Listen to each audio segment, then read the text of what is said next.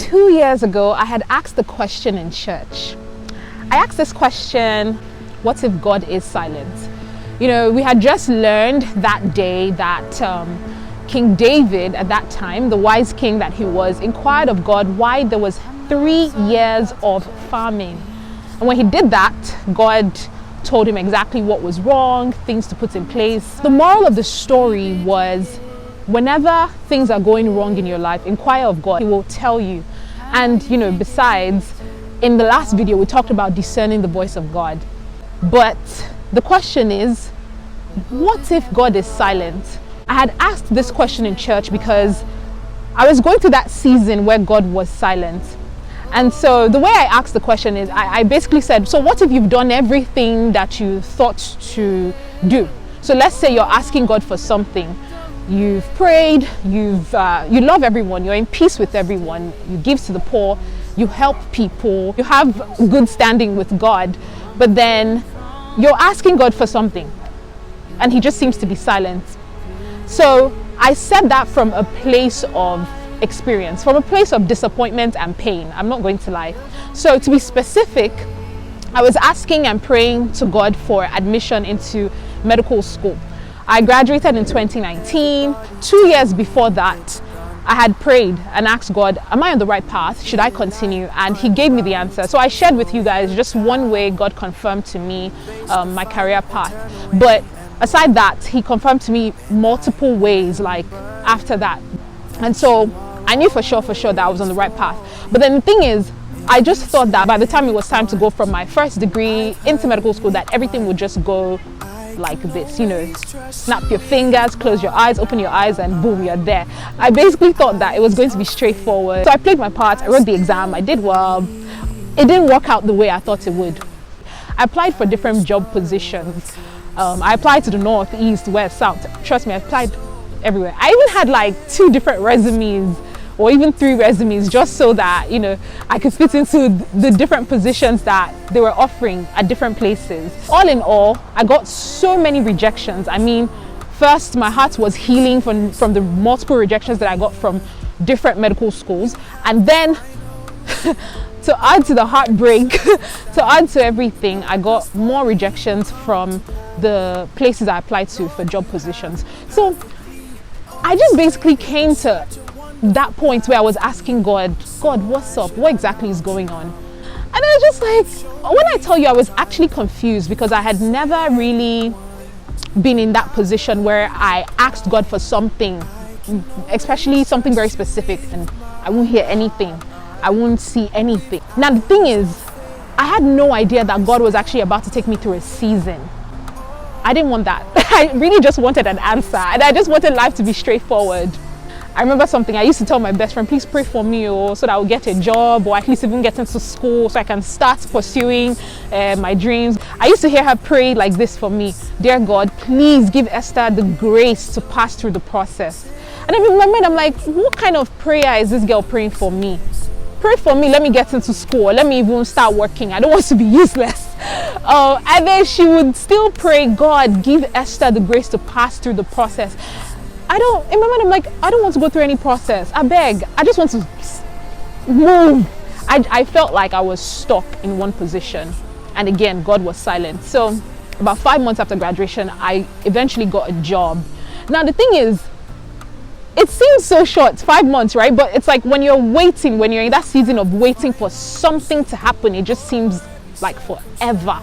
That period where I had graduated, started working, I learned how to take personal days off and spend them with God. I noticed that I would spend time praying, and not just praying for myself, actually praying for people. The way I would pray for people is like I'm actually praying for myself personally. Like I would take it upon myself and it would be so personal to me. Now I'm not even saying this to boast. It was just something that I noticed over time. I was in that season where I had learned to enjoy praying. Praying became my lifestyle. Apart from praying for people, I noticed that God just expanded my heart, and it was like I learned to really love, to give, to spend time in the presence of God. And to be very honest, if I would have started medical school right after my first degree, I wouldn't have even started this YouTube channel. because it was in spending time with God that God just put this in my heart to start this YouTube channel, just to basically share what I've learned in the past few years in my walk with God, to just preach and teach the word, so that people will understand that it's not just a religion, it's not just going to church, it's actually a deeper connection and a relationship with God. And that's how I got to this stage of my life where God became so real to me that it was no longer about, okay, I've come to this world to be a doctor and then bam, that's it, you know, be a successful person in school, yeah, the world will clap for you. No, I didn't see myself like that anymore.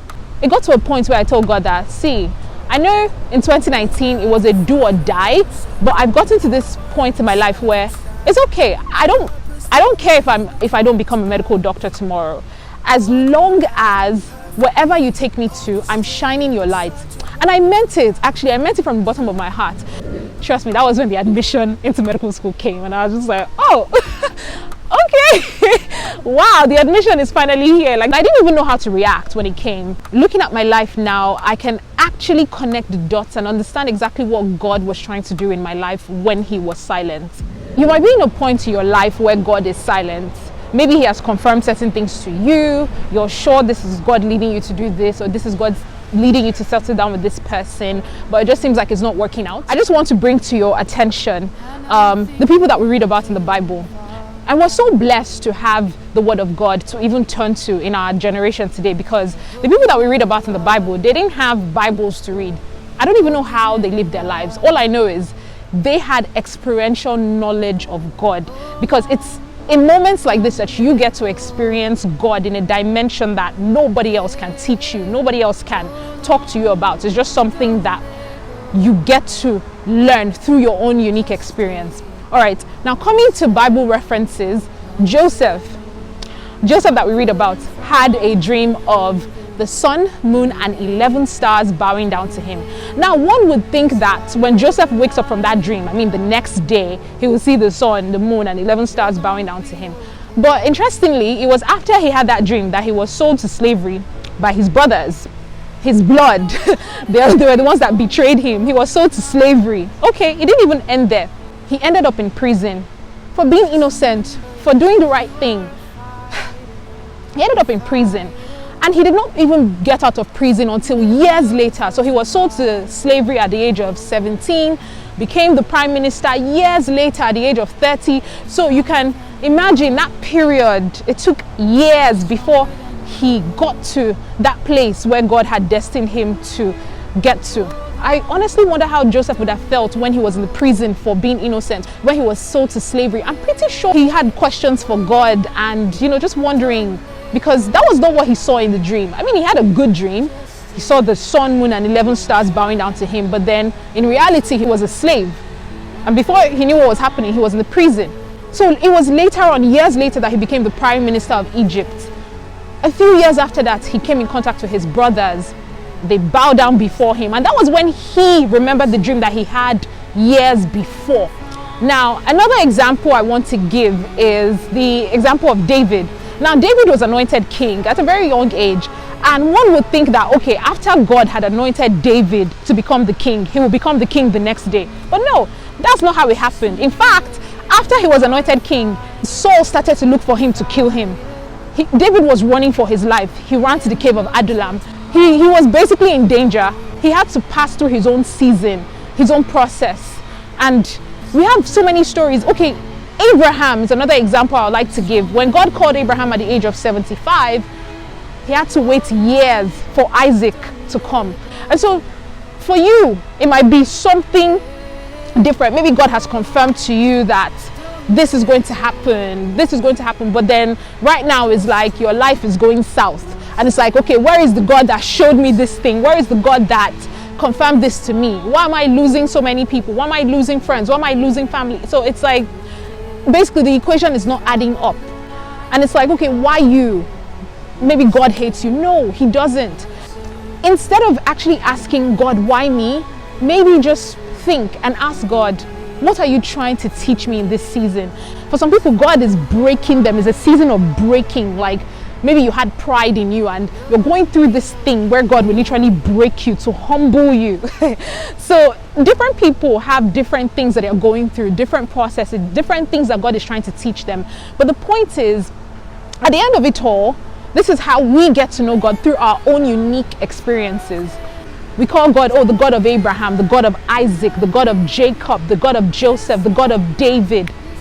It was through their personal experiences that people named God after their names. I want to hear people say the God of Esther, because through my own experience, I want to know God more. So if you've made it far to watching this series and to watching this video, I just hope that God has blessed you in no small way.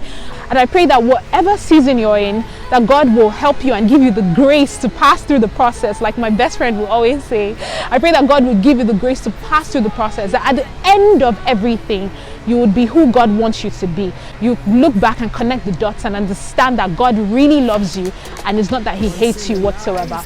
So thank you again for watching. God bless you.